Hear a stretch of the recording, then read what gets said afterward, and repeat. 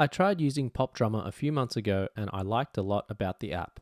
The main features include its jam function, generated drum fills, and being able to easily toggle between snare and cross stick, as well as the hi-hats and ride cymbals. This creates a lot of dynamic options to break up the repetitiveness of a loop. The reason I didn't continue using it was because I wasn't able to import custom sounds. You could only choose from their drum kits. A quick shout out to Edward, the admin from the Loopy Pro Facebook group. He suggested that I use Pop Drummer to send MIDI to another drum sampler in order to use custom samples. This video is a walkthrough of that setup, as well as how I've laid out my template and assigned my foot controller buttons. The template and other files you need are all available to download for free in the patch storage link below. I'm using DigiStix, but you can basically use any drum sampler you like. Go to the mixer page and add Pop Drummer as a MIDI unit.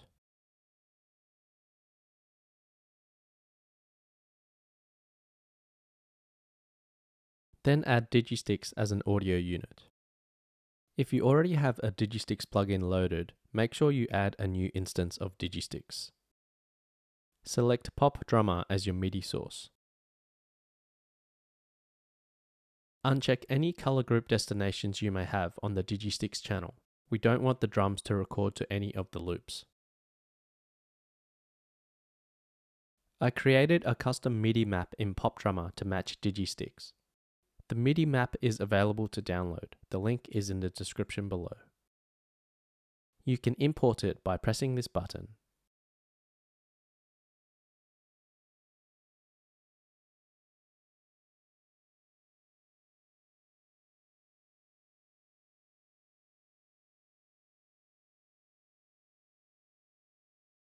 Make sure the Send Notes button is on. If it's unchecked, you won't get any sound.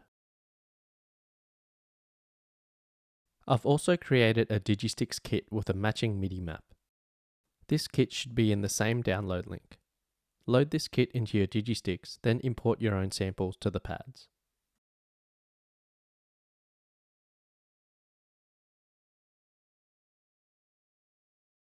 Find and load the DigiStix kit that you just imported.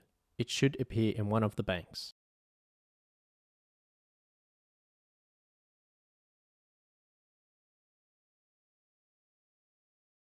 These are the pads that are being used by Pop Drummer. I've taken out the samples in this kit because I didn't create them. I downloaded them from Splice. There's a link in the description below to the Splice sample collection that I use in my kit. Press and hold the pad to import a sample.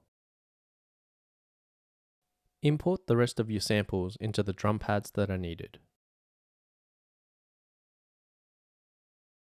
Note that the shaker pad should be a cymbal sound and the tambourine pad should be a ride bell sound. Make sure the input mode on DigiStix is set to GM. Set a tempo, pick a beat, and do a quick test to make sure that it's working.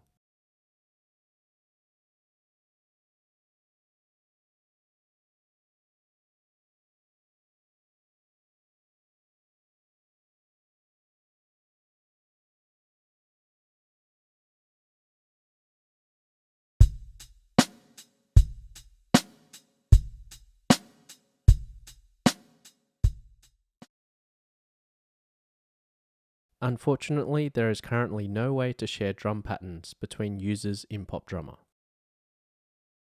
There are a bunch of pre-made patterns that you can use, sorted by banks. These are some of the default patterns available.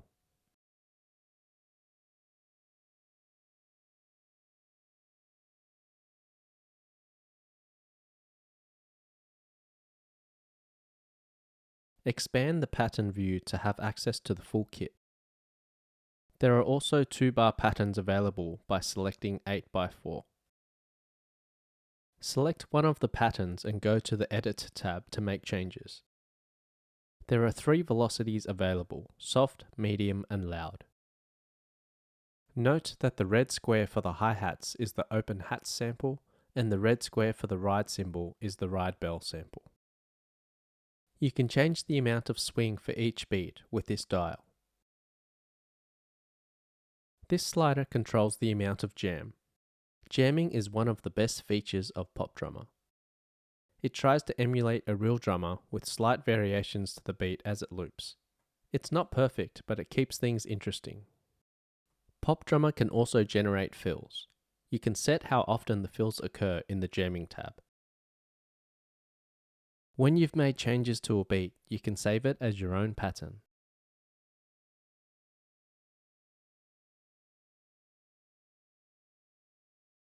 When you've made all your patterns, save them all individually as presets.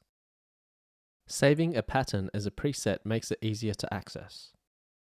The preset saves the drum pattern, the swing amount, and the settings on the jamming tab as well. Add a set of radio buttons to your template, then add Pop Drummer to the item source.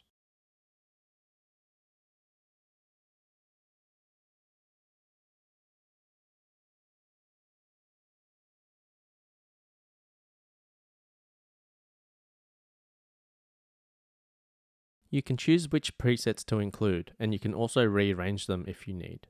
They're sorted alphabetically by default.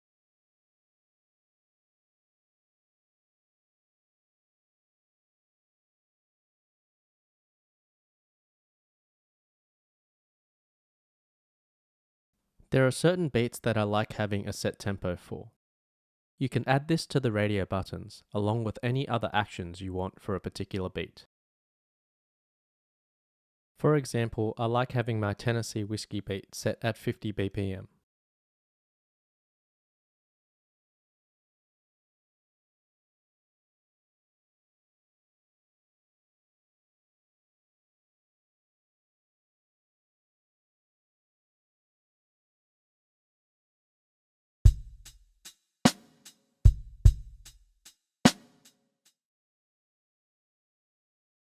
This is the current template I use for this setup. You can download it for free in the link below.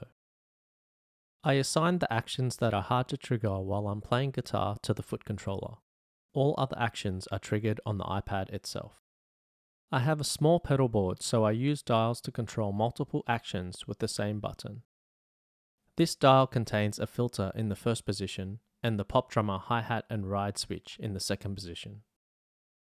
I place these on the same dial because I rarely use the two of these at the same time. I've assigned this dial to button D on my second foot switch. Pressing the button activates the dial in its current position, and holding the button scrolls the dial.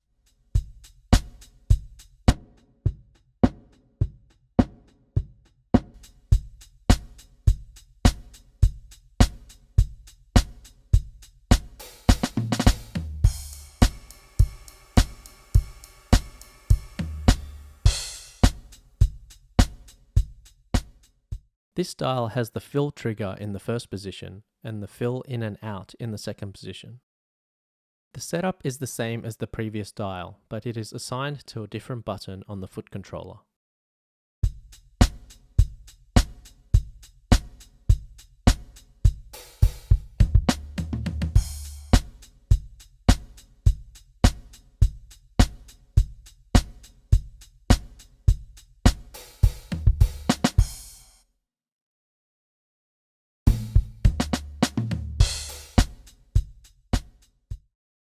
This button toggles between a snare and acoustic.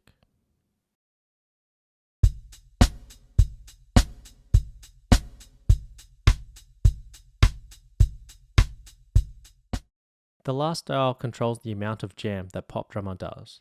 I initially had a slider to control the jam amount, but found that a dial was easier to use in a live setting. I trigger this on the iPad and the dial activates as you scroll.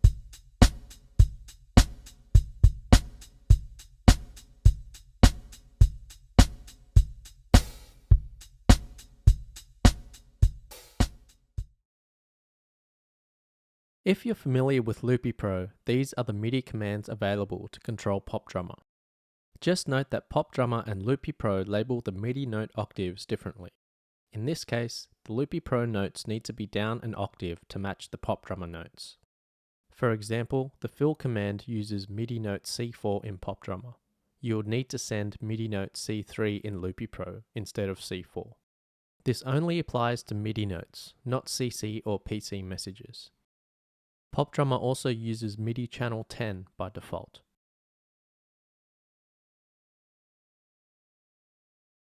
I'm going to recreate the control buttons from scratch. Create a button for the snare switch.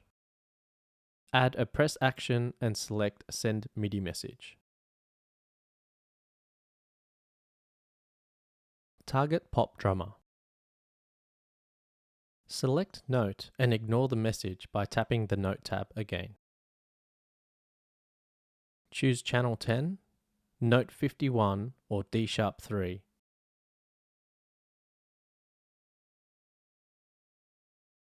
You can rename the button and select a color.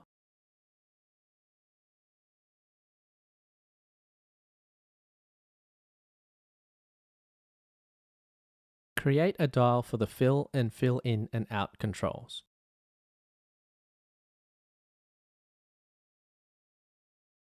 Name the first item Fill. Note that you can change the order to your liking. Add a select deselect action and select Send MIDI message. Target Pop Drummer and select Note.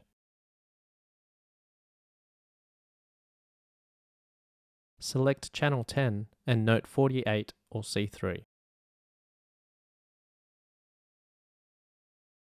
Name the second item In/Out, then repeat the same steps, but this time send the note 57 or A3. You can add as many actions to this dial as you want. For example, you can add the snare switch as another item on this dial, then use the same foot controller button to switch between all three. This depends on your setup and how you like to access each of these actions. Delete the unused items. Add a press action and select Trigger Widget. Select the dial widget you're currently working on. Sometimes it bugs out and doesn't let you select the dial. If that's the case, select another widget, then press Target again. You should now be able to select the correct widget. Change the action to scroll. Turn on Wraparound and select Activation Trigger. Activation Trigger allows you to change the dial without performing the action immediately. This means we can change the dial position and activate the action only when we're ready.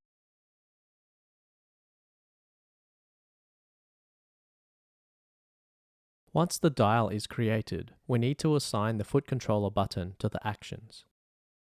Select the menu button and choose MIDI Learn. Tap on the dial you've just created and change the action to Activate Current Value/Retrigger. Now press the foot controller button you plan to use to activate this widget. The note binding should appear here. If nothing shows up, make sure you've connected your MIDI controller properly. Create a new binding and change the action to Scroll. Press the foot controller button you want to use to scroll the dial. In my case, I'm using the same button, but I'm holding instead of pressing. Make sure your foot controller is programmed to send a different MIDI message when you hold the button.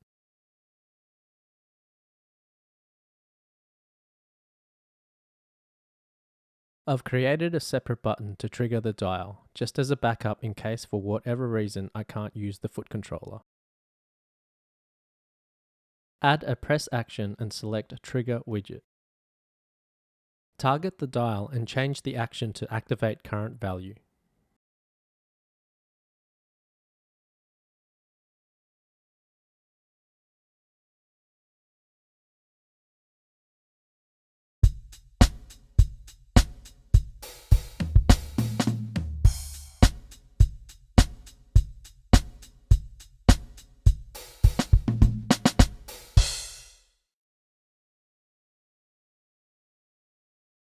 The filter and ride switch dial is created the same way as the first dial, but it has two different commands and is controlled by a different button on the foot controller. The first item toggles a bandpass filter on and off.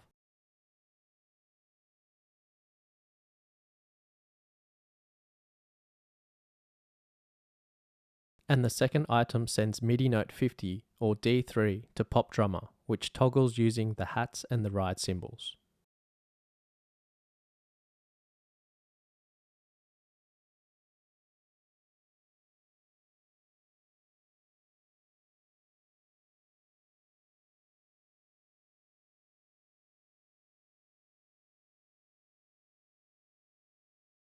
The jam dial has 4 items. They all send MIDI message CC1 to Pop Drummer. The value you send changes the amount of jam, with 0 being off and 127 being the max.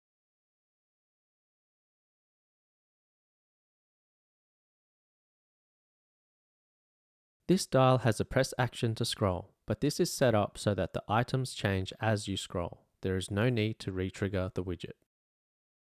You can also use a slider to control the amount of jam and a few other parameters as well.